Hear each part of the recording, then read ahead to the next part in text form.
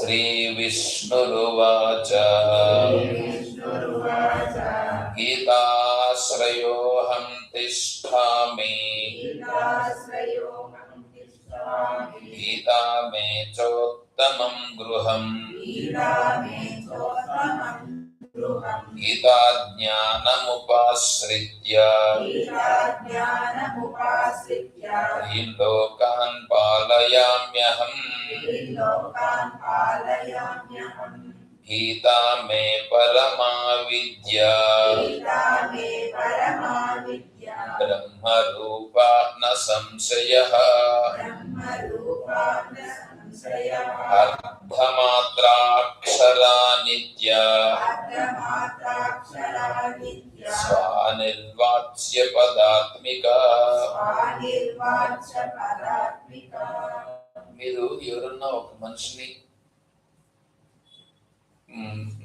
పట్టుకొని మాట్లాడాలనుకున్నారు అనుకోండి, అడిగిపోతారు ఆ మనిషిని వెతుక్కుంటూ.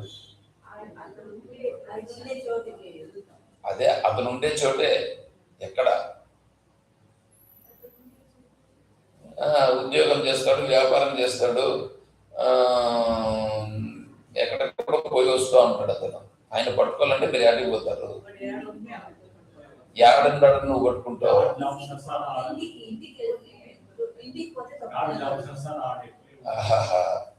రాత్రిలో పోతావు,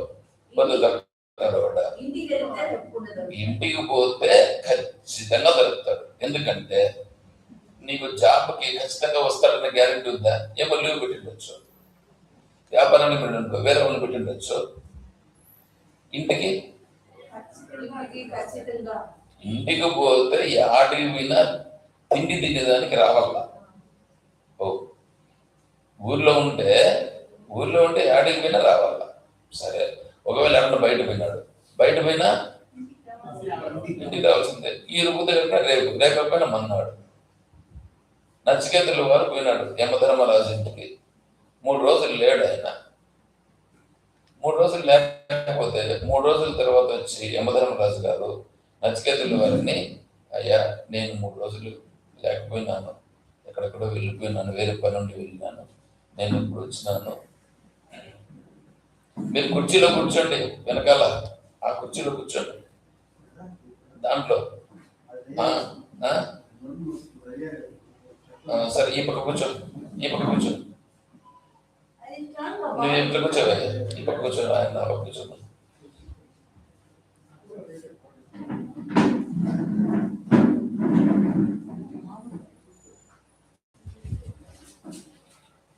కాబట్టి యమధర్మరాజు గారు నచికేతుల వారితో, నచికేతుడు వీళ్ళ ఇంటికి అతిథిగా వచ్చినాడు కాబట్టి యమధర్మరాజు గారు అంటారు, నేను గృహస్థుడు, నేను 3 రోజులు నీకు లేను, 3 రోజులు నేను ఇబ్బంది పెట్టినాను, కాబట్టి ఈ దోషం నాకు పోవాలంటే నేను నీకు 3 వరాలు ఇస్తాను. ఎందుకంటే నువ్వు గన కోపగిస్తే నా పైన నాకుండేటివన్నీ పోతాయి,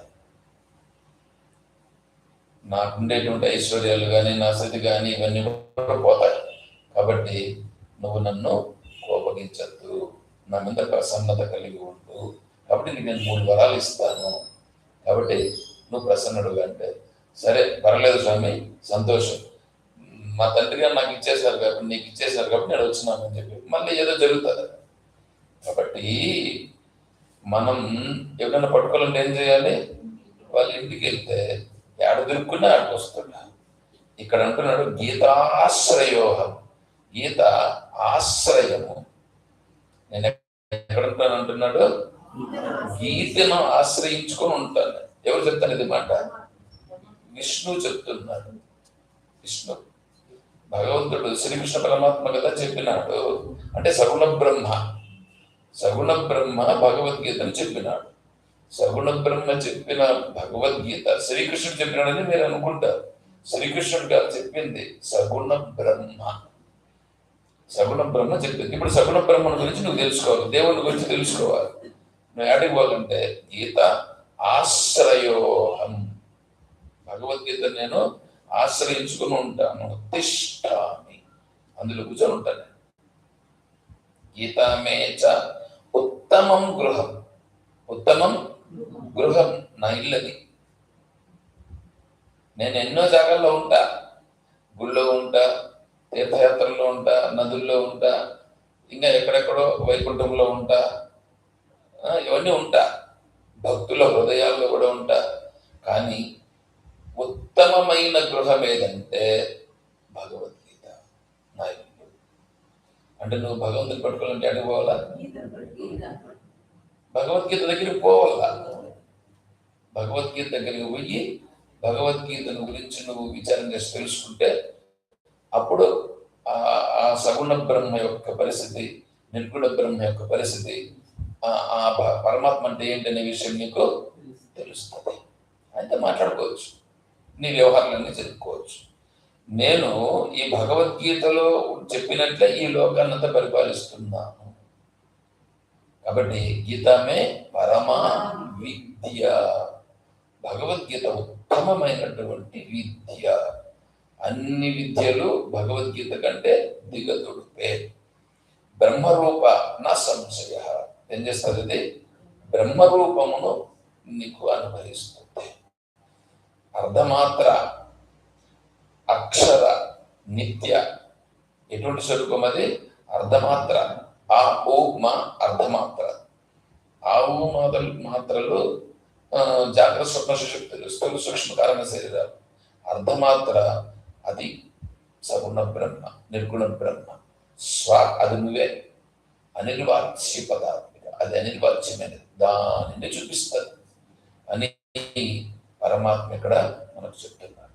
ఓం తత్సత్. ప్రార్థన చెప్పండి మురుగేష్ గారు, మీరే చెప్పండి ఈరోజు.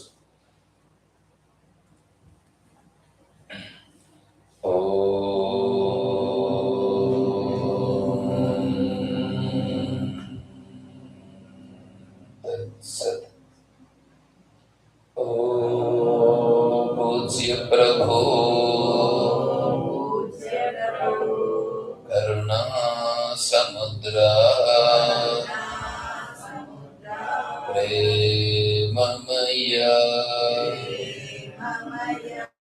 నీకు నమస్కృతులు